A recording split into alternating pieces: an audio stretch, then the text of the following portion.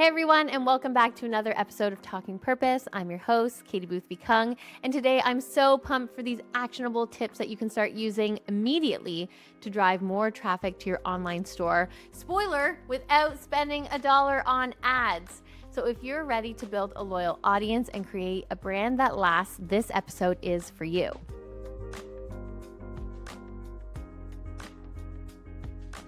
So let's frame things before we dive in. When it comes to traffic, people think that the fastest way is to run ads. And sure, ads are incredible. Ads are certainly a way to kickstart your growth. It's definitely a pay-to-play environment out there, especially when it comes to Meta.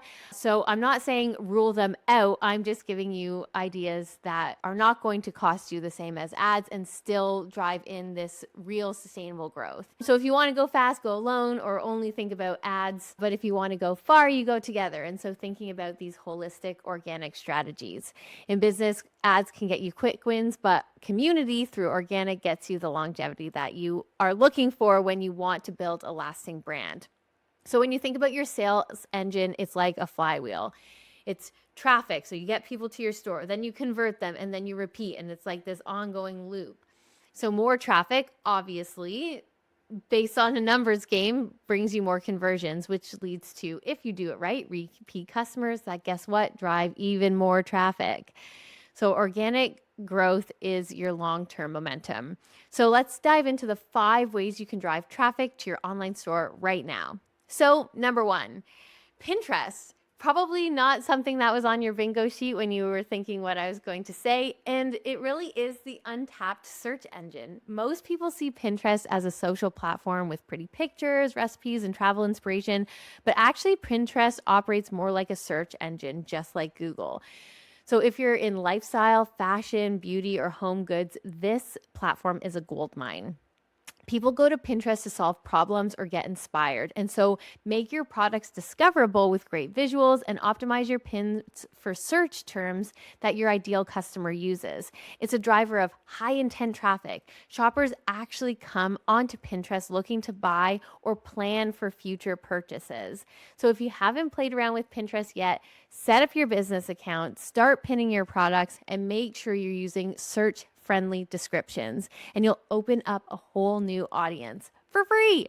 The second is PR or guest spots to share your story. So PR isn't just about traditional media hits, though those are obviously awesome and help you to build backlinks, trust, and authority, but there's more actually. So find ways that you can maybe guest spot on podcasts or blogs or even social media like Instagram or TikTok.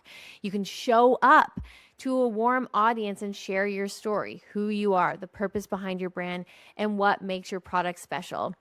And the amazing thing about guest posting is that people already trust the host or the account that these people are following. So there's already a built-in trust factor that you don't have to build all by yourself or pay money to build. You are trusted by the host or the blog writer, author, etc. And you get to go on there and there's already that built-in piece where their audience is already looking to you as an expert and as someone that they can automatically trust and learn more about.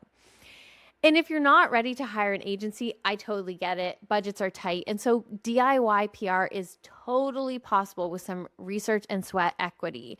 Obviously, it is a lot of work. It's a lot of hard work, but it'll certainly pay off if you take the time each week to do it. So you can reach out to creators and hosts who align with your brand values and offer to share your expertise and experience and put yourself in front of these communities. So again, it's not a silver bullet. The light's not going to come on overnight where everyone's going to be knocking down your door to have them on their podcast or their blog. You really have to put yourself out there. So if you aren't doing that already, start thinking about ways that you can put yourself out there in front of some of these audiences that look just like yours. And then there's collaboration and co-creation. So think outside your own business and collaborate with brands that share your values but offer different and complementary products. So if you sell, let's say, shampoo bars, you're not going to go and collaborate with another shampoo bar company. Maybe you're going to collaborate with someone who does travel bags or travel accessories and things like that because these things kind of tie hand in hand. So perhaps you can swap email newsletter features. That's a great way to get in front of a complementary audience. You can host bundled giveaways together, or you can Organize a multi-brand pop-up online or in person where, again, you're inviting all of your audiences to one location, and you can then leverage other audiences to get to know who you are as a business. Shared collaborations, they bake in mutual trust. Their audience trusts them, like I said about the podcast host, and your audience trusts you. And so together you get fresh eyes and more engagement from people likely to care about your offer. So, homework for this piece is pick 3 adjacent, not competing brands, reach out and start a conversation to start working together. Number 4, SEO and becoming findable in search engines, because if people can't find you, they aren't going to buy from you. So you have to do the work to make sure that these search engines can find you and service what you are providing to people using that search engine. So SEO is the foundation for ongoing organic traffic. It isn't always exciting or sexy, certainly not. But if you put in the work up front, you will thank yourself later. So you can optimize your website, homepage, blog, and product pages for keywords your customers are searching for. So this means doing keyword research. The more content and backlinks you create, so you can create backlinks through those guest podcasts and blogs, the PR placements or collaboration, the more Google will trust and rank you. Because if they see that someone else trusts you and is willing to put a link to your website in, that is an indication to Google that they can also trust you. So these keywords is what you mostly hear about. They're really important, but those backlinks are equally as important. And then finally, ensure the back end of your website is set up for SEO. So if you are using Shopify, make sure you're including meta descriptions on your product page, and it's not a set it and forget it. You have to audit it regularly to ensure that there aren't any broken links that will affect your SEO.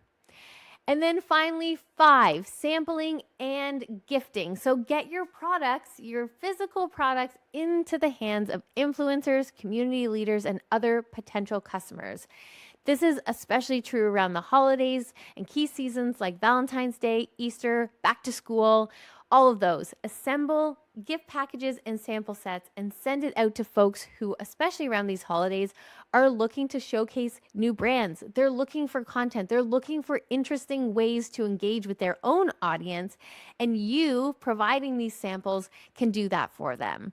So your homework, curate a list of 10, 20, maybe even 30 people whose audiences that you want to reach. Send them personalized packages with links and kindly ask that they share their experience if they love it.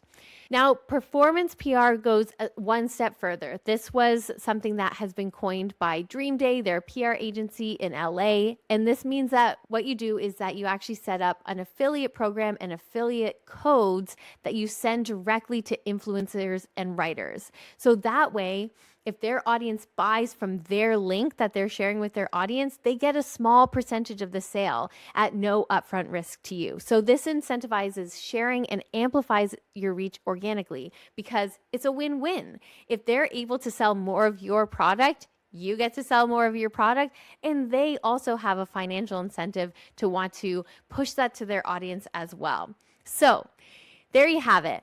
5 proven free traffic drivers. No ads. I did not mention anything about ads. These are free traffic drivers that you can do today.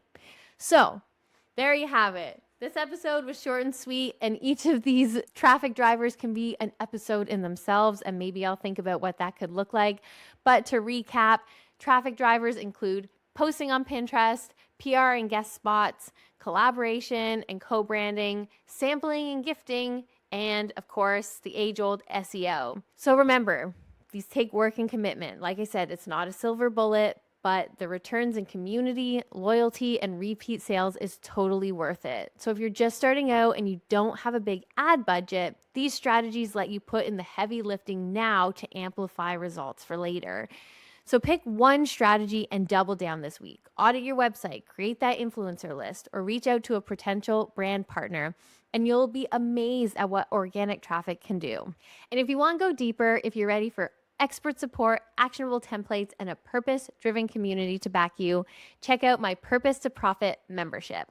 You'll join like-minded founders learning all about SEO, podcasting, Pinterest, and more, and the place to build income and impact with guidance every step of the way. So hop over to the membership, take out the guesswork, and start building the brand and life you've always wanted. I can't wait to see you there, and thanks for listening to Talking Purpose. See you next time. Well, that's a wrap on another episode of Talking Purpose. My hope is that today's episode gave you the tools and the inspiration to lead with even more intention. If you enjoyed the episode, please show your support by liking the video and subscribing to the channel. It's the best way to help us grow this community of changemakers. If you have a question for our guest or a topic you want us to dive into next, drop a comment below. I read every single one. I'm Katie Boothby Kung. Thanks for joining.